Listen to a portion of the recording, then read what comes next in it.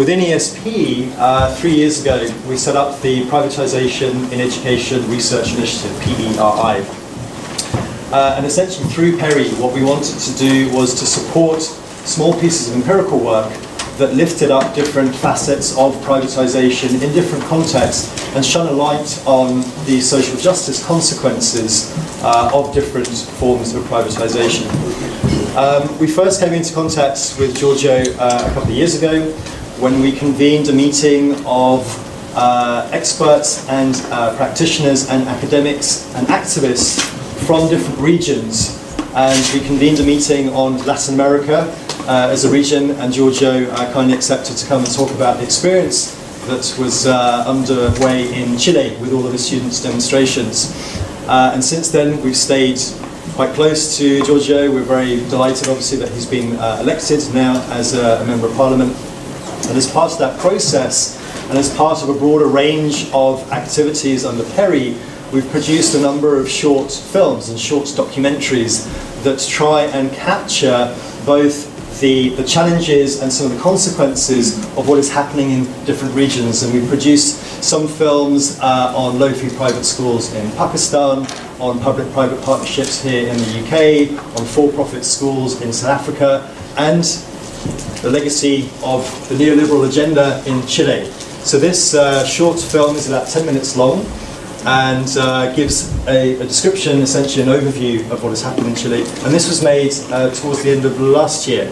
So obviously Giorgio will be able to kind of pick up on and expand on that. My last thing would be to say, please do check out the PERI website, which is www.periglobal.org. First of all, Chile, it was called in the 90s the Latin America's Jaguar. And Jaguar because we're growing fast, and we were changing our visible face from the dictatorship until democracy. So we were growing fast, and we were getting really good numbers. I mean, for the world. A little bit of data in the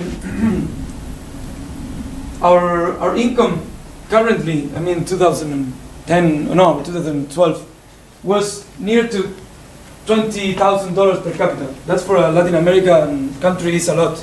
I mean, as an average. We have become an OECD member, and we are growing 5 to 6% with unemployment that is lower than 7%. So, $20,000 a year, it's like here. So only the 2%, or now the 3%, it's over that, and the 97% is below that. So we have a huge difference between our average and our median, or what's happening with the 95% of the population. So we are a little upset about that. And the second issue is about the segregation. It's not only about the inequality, it's also about how we, in our country, we have different realities. So if we have absolutely different realities, so the segregation is an extra, well, there's another photo that you will not be able to see, but it shows a little bit about how the urban segregation shows in Chile, and also the educational segregation. We have the second most, we're the number 2 on segregation in education in the world, measured by PISA. If you take the PISA and you take the results of the population in the different classrooms or schools, we have the most segregated, the second most segregated system in education on the world. So when this becomes, the inequality and the segregation becomes not only as a picture, but as a video, a continuous video, it comes this idea of the vicious cycle. So people start to think, well, I can do nothing if my life is determined by my place of born. So people start to feel that it's a vicious cycle, and you can do nothing about it. So the incomes, and this is a difficult chart, but at least it's all the information. This is the first decile, and this is the 10th decile. You can also look at that, because we have. In the first decile, you have, here's is like 30,000 pesos, 13,000 pesos is like $26 and a month. And you can have here, in 19 years after, you can see there is a growth of, I don't know, $30 a month for the most poorest people in Chile. But you can see, if you look at the official charts from the ministers and from the government, you can see that these people double and more than double their incomes. So they grow very fast, more than 200%. $30, but more than 200%. And those people in the most rich decile, they have something like $1,100 a month. And they, in the 2009, they're having something like, almost $2,000, almost $2,000 a month. So that's the average of the 10th decile. So they have grown almost $800 a month, but they didn't double, you know. So the politicians in Chile many times say, no, the first decile has grown much more faster than the 10th decile, and you can see the absolute difference in you can now imagine what those people are thinking. The gap has become bigger. So, and also, well, what's up with the higher educational system? We have a very bad access system, a very unequal access system. So if you're richer, you have more probabilities of being in a higher educational institution, and probably if you are much richer even, you can be in a good higher education institution. So the problem with the access is still one of the major challenges for the future. In terms of financing, Chile it's really radical this, because in higher educational system we have an 80% of expenditure on higher education is made by privates, and the 20% is made by the state. So it's just the opposite of the OECD members. That is 80% of public funding and 20% of private funding. You hear the UK in the last years has, I don't know, it has changing a little bit because of the tuition fee has been raising a lot. I mean, double or triple the amount. I don't know, you know better, but triple, you know. So it's probably you are copying our model, but we're coming back.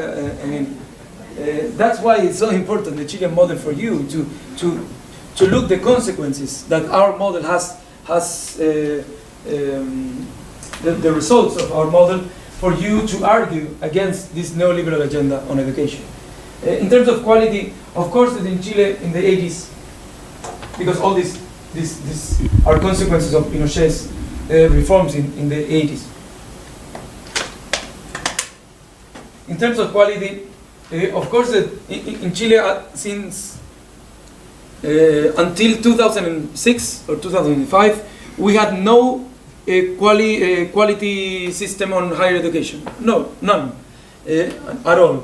So they created just there a certification national board or something, la Comisión Nacional de Acreditación, accreditation something, but it has a lot of problems, and the ruling mentality it's about the market rules itself.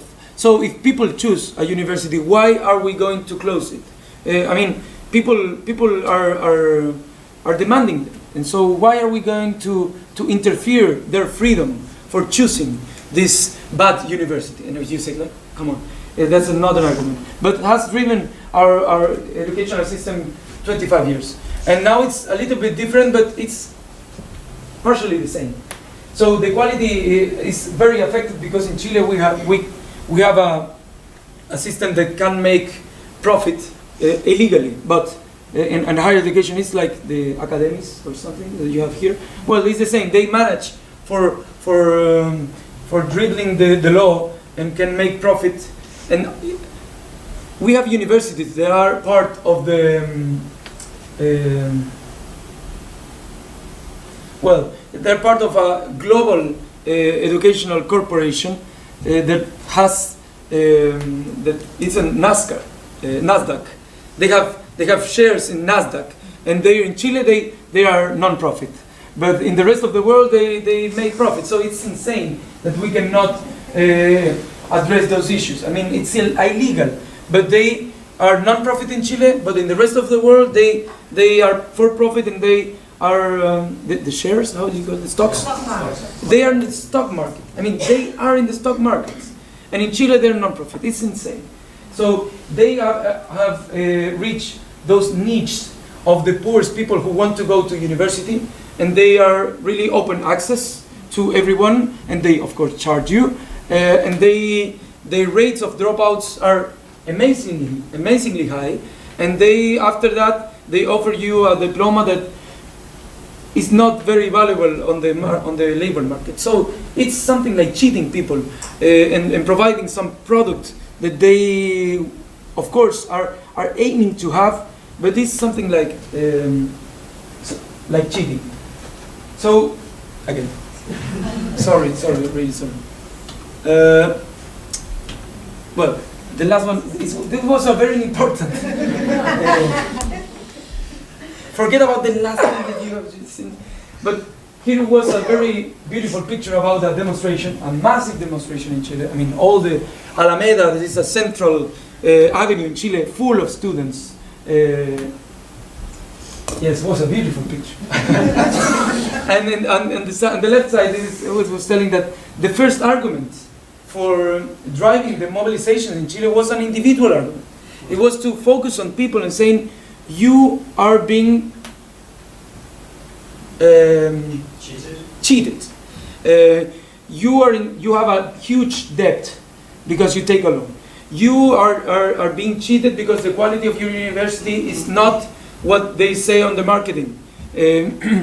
You have no access. I mean, there's some families that have to choose about who son sent to university and who doesn't. It was really a social issue on our country, because the tuition fees is like from 1 until 3 minimal wages a month.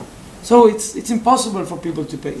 So there was a lot of people that took a lot of loans, and another people who has to choose which kid I sent to university. And it's a real drama about that. So the initial argument was absolutely individual. It has not a social, collective value. It was about you as an individual have a problem. The system promised you something and it didn't achieve. So the people felt cheated. So the next thing it was that then, I mean, after a couple of weeks, a couple of months of striking, there was this concept that the meritocracy is a lie. It's a lie because we don't have the same opportunities first to compete, and for the other side, we are now discussing about why meritocracy should be the social justice parameter. I don't agree with that, but since 2010, I guess nobody was asking that question. And I think the 2011 demonstrations was an opportunity to open these questions. I mean, and that's why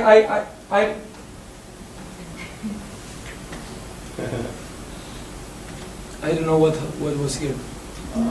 No. Oh, there were two very important conclusions. Because it was the first one. It was a. No, that was the final memo. But it was a.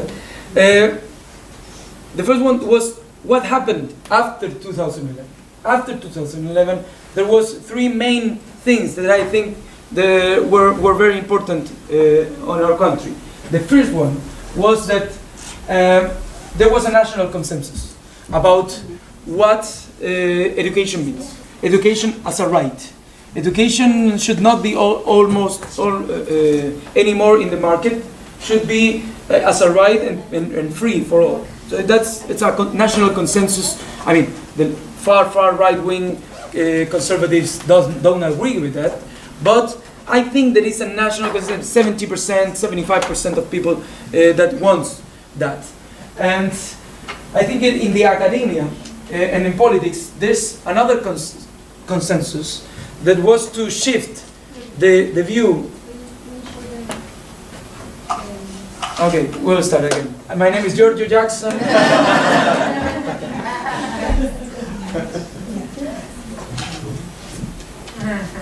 It's much funnier in the other with this.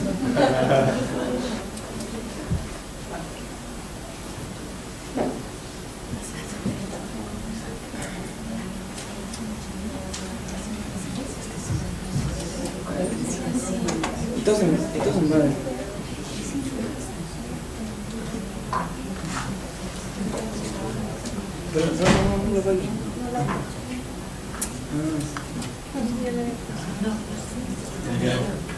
Digo, pero no tiene muestra. Dale. That was short and sweet. No.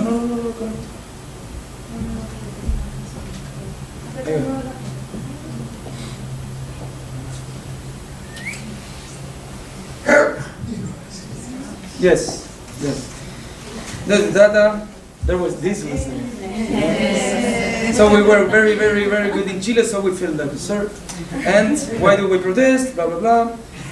And the inequality, that was the chart. That was the other chart. That was the other chart.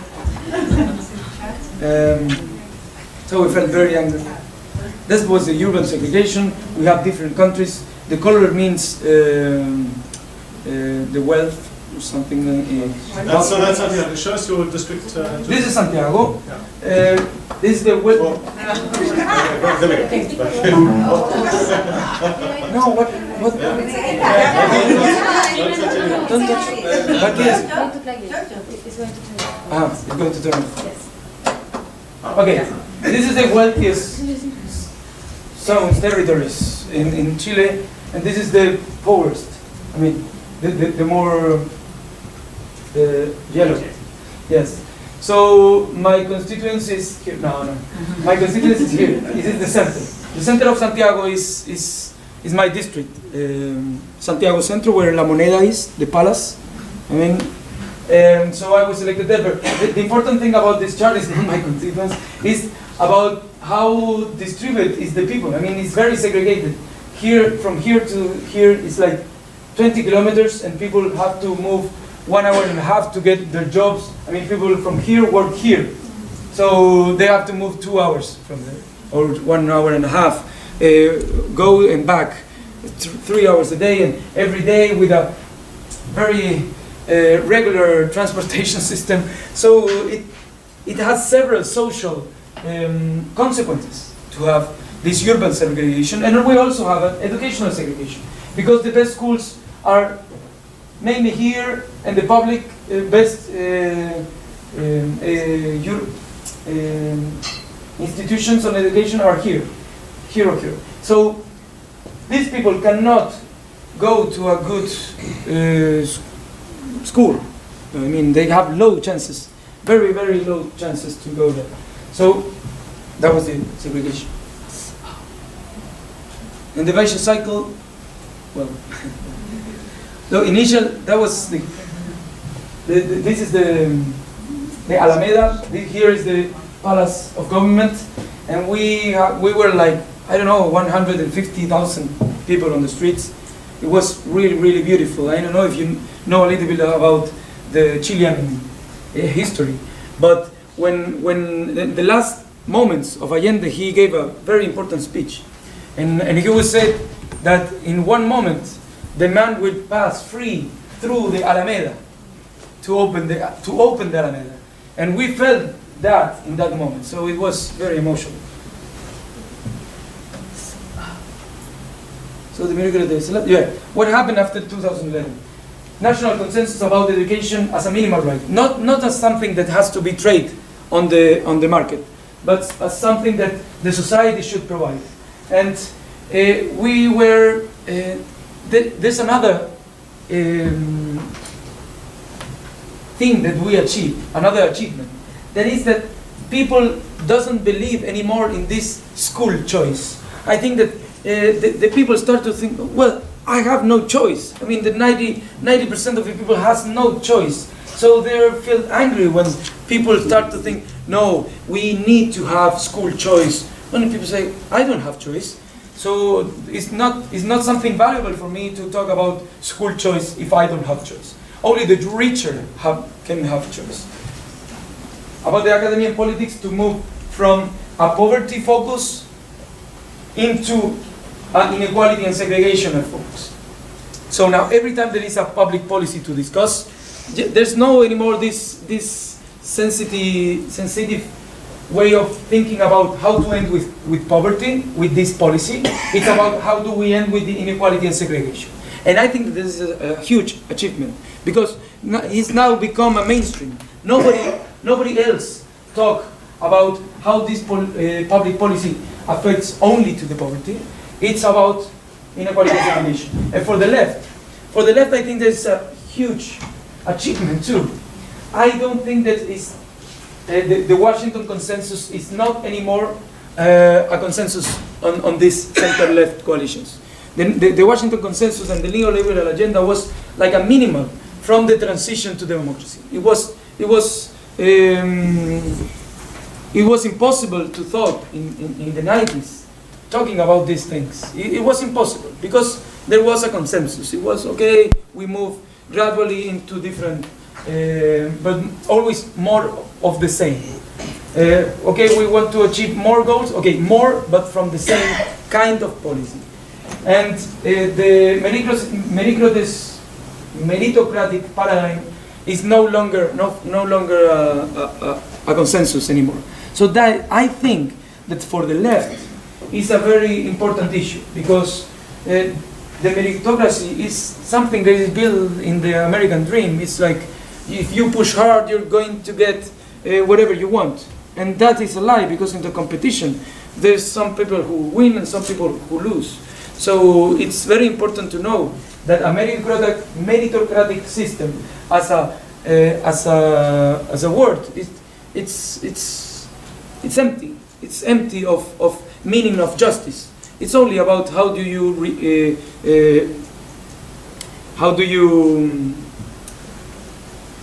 repartir? How do you distribute the wealth? But it's not a justice system. So I think that it's important for the left for having no more the meritocratic paradigm as a consensus. The challenges for the next years, I think that first of all on education, more than these macro structures that are now being debated about the role of the state, that I think that should be much more bigger than what it is now in Chile. I think that the challenges is talking now about what Noam and the video sets. Noam is another former student activist. He said what we teach at the school, it's a way to having power. I mean, if you teach the history in a certain way, you are having power from the next generation for understanding different process on the history. So I think that we are now trying to build these challenges. What is education for in the 21st century? What is education for? It's not only for the labor market. It's not only for the skills that we need for the jobs. It's about how do we interact with each other. And what is quality? If we change the meaning of education, what is quality? It's about assessment and no child left behind policies in the United States? No, we don't think so. And I think that the alternative of how we measure, how we conceive quality is a huge challenge, because we probably don't have the answer right now, but at least we have this question. In terms of the challenges for the academy, I think that it's very important for them to be the vanguard of this comparative research in different countries, and try to say, okay, here in Chile we are not going good on these issues. To have a critical thinking. And probably in Chile, the academia has not played this role in the last year to put things in the public opinion and drive those changes. I would love to have an academy with more critical thinking, and not only critical thinking, but also to get involved into the public opinion debates. Because probably there's a lot of critical thinkers, but they stay at their classrooms and they don't advocate for those changes. And in a political terms, I mean, the challenges, I think, is to empower and mobilize the people into a new economical, cultural, and social paradigm. We need new rules in Chile, because the rules that we have now for the decision-making processes are the rules that Pinochet wrote. So that is one of the issues that I think is most important, because we're now discussing in Chile about having a new constitution. The new constitution sets is a set of rules, of course, of how we understand the civil society for one side, the state, the markets, the role of the military, the role of the different powers of the parliament, and also the executive power. And I think that we own ourselves. We are in debt, because we need that conversation for the next 20, 30 years, for not having anymore this Pinochet heritage as an umbrella that we cannot escape.